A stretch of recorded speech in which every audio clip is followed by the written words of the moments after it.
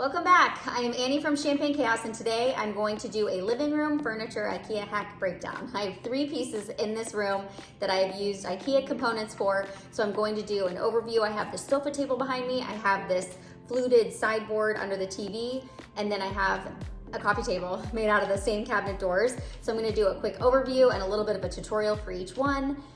So let's get started.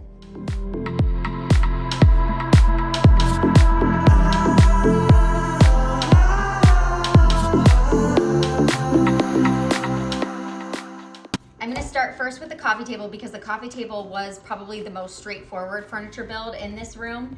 I knew I wanted these fluted doors as my base in the dark walnut. Also knew that I wanted storage in here. I found this pull-out drawer from Amazon. Used the dimensions of this pull-out drawer and these cabinet doors to build my frame. Once the base was built, I then attached the drawer in here first because obviously it's a heck of a lot easier to access these hinges before you put the top on.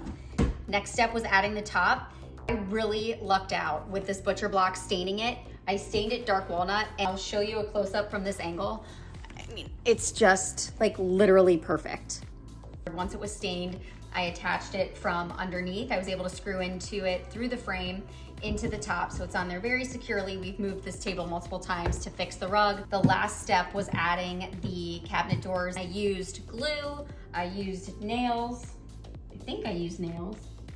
I did not use nails. I screwed in through the frame into the cabinet doors. So I attached all the cabinet doors the same way that you would attach cabinet doors in a kitchen. Make sure your screws are not too long because then they'll poke out and it's a whole other thing. IKEA hack number 2 is this sideboard. It's really hard to get a good angle because the couch is in the way. It fits the space perfectly. I use the same cabinet doors for this. I believe those cabinet doors pair with the Besta unit. Those were either out of stock or they may have been too deep. I wanted something that was relatively shallow. So I went with stock cabinets from Home Depot. The curved edges are what makes this IKEA hack way more complicated than a normal cabinet build. I used a technique called kerf bending. When you cut through plywood or the wood, but you leave like the top layer on there and totally intact. Equally spaced out cuts along the back of the wood, so then when you go to fold it, back pieces that you cut, they kind of all come together and makes it look like the wood is curved. There is a kerf bending calculator. I played around in that calculator so much and I could not, for the life of me, figure out how to use it correctly. I mean, it's down to, they ask you the blade size that you're working with. They ask you all the details, and I don't know if I was just getting some of the details incorrect, but the calculator did not work for me. So for me, it was a bunch of trial and error. I tried kind of just making a ton of cuts and seeing if the wood would bend, and it just did not bend uniformly, and therefore there were cracks in the top layer. Keeping those cuts equally distanced apart, am I saying that correctly? I tried to get away with as few cuts as possible. The more cuts I made, the more pliable it was, which is what you're going for. I've seen a lot of people do this on a table saw and it looks quicker to me, but I used a mini circular saw. I don't even have a full-sized one yet. I will be getting one eventually, but this one worked great. I still had to modify that cabinet for these doors and I had to add brackets to attach the hinges to so that the doors would meet in the middle. And then I also had to build out a frame to attach the curved cabinet pieces to. I screwed into the brackets from the cabinet frame, just like you would to attach cabinets to each other. I'll say this probably in every video. I always cut longer than I measure and then slowly like do half a blade width and just keep trimming it down. You can trim material off, you cannot add it on. Once the blocks were added on each end for the curved piece, I brought it inside because this thing is heavy. I did not want to add the fluted doors and risk damaging them, carrying them into the house. I used a lot of glue, as few nails as I could, but obviously I needed to tack it in place to let the glue dry. When I added the top, my number 1 goal was to get it as close to the cabinet doors as I possibly could without actually touching them because I did not want the weight of anything on those cabinet doors. You can barely see it. There's a teeny tiny space, maybe an 1/8 of an inch, maybe a 1/16. That top is not touching any of those doors. Painted it and called it a day, painted it white. I did consider doing an epoxy marble top here, and I think it would be gorgeous if you did that. If you have it in you, please do that. I would love to see what that looks like. I think I'd like to go back and do that eventually someday. I ordered regular furniture legs for this. That was a joke. The stock cabinets from Home Depot have a ton of particle board in them, and that just crumbles. The legs like just snapped. What I ended up doing is building a platform for this thing to sit on. Out of plywood and scrap wood that I had in the garage, I built platform, added the legs to it, basically just for looks. This thing, secured it more so into the wall. I cut a hole in the back for cords for the TV, so those are all hidden under there, along with the kids' storage. I can show you, that's a frame TV, so that's why it doesn't always look like a TV, but there's the cords all hidden down there, and then these are the kids' toys. So they use this cabinet a lot, and it's held up great. It's been, wow, we've had it for over a year now. The kids haven't destroyed it yet. IKEA hack number 3. This one might be my favorite.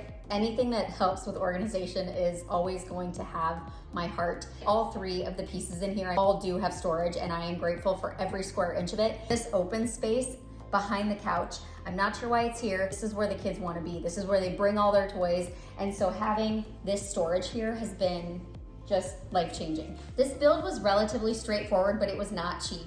White oak is just not cheap. IKEA is affordable compared to a lot of other options. These nightstands, they look like real wood, and they're beautiful. They were $90 a piece. I knew that I wanted to span the whole length of the couch, so I got 5 of them, which is $450 right there, just in the IKEA base of this thing. On the nightstands, they have a little edge. When you push the nightstands together, there's a little bit of a gap. A screw can't make it past that gap. It needs to be in wood the entire time. I added little strips of trim in between each nightstand at the front. I wish I had the strips along the back as well. I think that would have been smart. I tried screwing them together in the back, and because of that gap, a screw just spun and spun and spun. It never caught on to anything. I did think about trimming off that edge and just keeping it simple, and then I wouldn't need any of that trim in between, but I was afraid of the drawers getting too close and not functioning. Once I added that trim, I screwed all of the nightstands together. The next step was covering up any signs of the separate pieces at the top. My original plan was to put plywood here, and then I came across the peel and stick veneer, and I wanted to give it a try because white oak plywood is really hard to find. I found exactly one 4x8 sheet and then one 4x4 sheet of plywood, white oak, in all of Columbus. The tips that I got from the guy who sold me the veneer at the woodworking shop: make sure that you use something to really push down and put pressure on the veneer every square inch of it, because that is what activates the adhesive and makes it really stick. I ended up using, this is a marble, decorative marble arch. The reason I used it is because it's heavy and like a really good tool, but it's soft. Like I knew it wouldn't scratch the wood. The other tip was to use a razor blade and cut from underneath to trim it. That did not work out so well for me. I could not get like a really straight edge. I ended up having an iron-on edge banding trimmer on hand, and that's what I used. Going the length of the veneer, it worked beautifully. It did not work as well going against the grain. So with that, I had to use a razor, and then I had to sand it down to get the edges smooth because it did not have the smoothest finish. Third tip was to make sure you allow 3 days for the veneer to cure before you try and put any sealant on it. I will say, even after waiting the 3 days, when I went to seal this, and I used my favorite sealant, the General Finishes Flat Finish.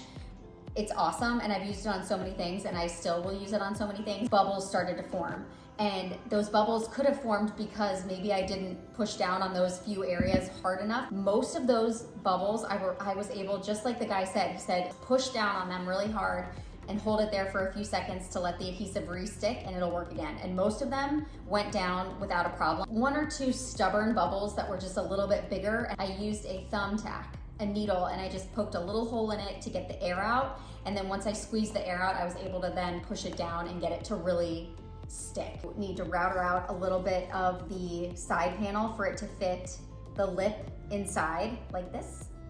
I thought I was saving money. I put regular plywood down below because I knew it would be hidden by the side of the cabinet. And then I only used white oak plywood up at the top section. There's about an inch of exposed edge all the way down. So you could see the regular plywood that I had used, the non-white oak plywood that I had used, thinking it would all be hidden. And then the part that I had routed about 1/4 of an inch too high. I had just gone up too high, so there was this huge gap. What I ended up doing was using Bondo. I clamped wood to keep it real straight on where I needed the Bondo to fill. It dries really quickly and it's really hard, so I was able to sand it down completely flush with the plywood, the white oak plywood. I ended up covering that with the white oak veneer. I had some left over from the top. That 1 inch that was exposed all the way down, I used iron-on edge banding for that strip. Once I put the side panels in place, the veneer and the edge banding covered up all of my mistakes and it looked like a solid piece of white oak. I love that I'm holding this. I'm trying to cover up the hole in my knee. I didn't realize I had till just now. What was I saying? Oh, what really finished it off was the iron-on edge banding. I used the 1.5 inch thick for the front of the side panels, and then in between each set of drawers to cover up where the nightstands were attached to each other. You do have to hold in place for kind of a while. Time lapse is such a lie. Nothing ever goes that fast. Put on a good movie or listen to a podcast, whatever. For this section, I ended up putting the 2 inch wide edge banding on here, and when I folded it under, it literally fit perfectly. And this looks like one solid thick piece of wood. Once I had the side pieces on, then I just had to put a little bracket in the middle. I don't know if you need this or not, but I figured I didn't want to find out by the top sagging in the middle. I sandwiched 2 pieces of plywood together again, iron-on edge banding on the exposed sides. I ended up gluing that in place. I screwed from the inside of the frame into the side panels. That's how I've attached them. And I just had to add the top piece, 2 layers of plywood. I clamped it together to make sure all the edges were perfectly flush, and then I nailed into each side. I did like 3 nails in each bracket. Once that top was on, then I just used that 1.5 inch edge banding all the way around. I did it all along the back too, especially because the top of the back is exposed above the couch when the pillows are off. I found a really great combo for wood filler. I had Wood Filla is the brand, white oak, and then Minwax wood putty in the pickled oak. I mixed them together until I got as close as I could to this color. It worked really, really well. I did have to sand some of these corners. Some of the adhesive from the edge banding would like stick out in a couple places. Using like a fine grit paper, just sand it down a little bit to make it a little bit more invisible. Then I sealed it, and I sealed it a lot because this is used a lot. Once it dries, you do a very light sanding with a high grit paper, and then you do another layer of the sealant, and then as many times as you want. I almost forgot about the baseboard. I ended up adding a strip along the bottom. This made it look like one big piece of furniture. Made sure that it did not impact the functionality of the drawers, and I also did not want it dragging on the floor. The moment you add the sealer on it, the color becomes just like a perfect match. That's your moment. I gave you a heads up, this is not cheap. The nightstands themselves were $450. White oak plywood, the one that I found, because there was none around Columbus, it was $260 for a sheet. The sheets that I bought had some damaged parts on it, so I actually got a discount, so it was about $350. This veneer was $100. Edge banding was about $60. Comes out to about $960, which I know is not cheap, but the piece that I wanted for behind this couch was almost $5,000. The amount of storage and the size of this is bigger than the inspiration pieces that I was looking at.